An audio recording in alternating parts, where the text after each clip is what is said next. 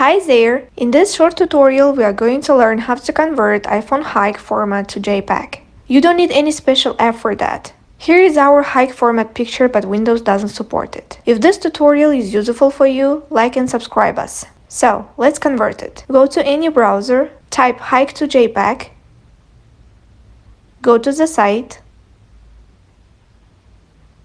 select your picture. It's converting. So it's ready. Download it.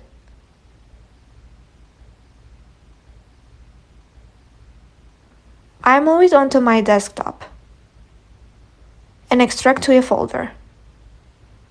Here it is.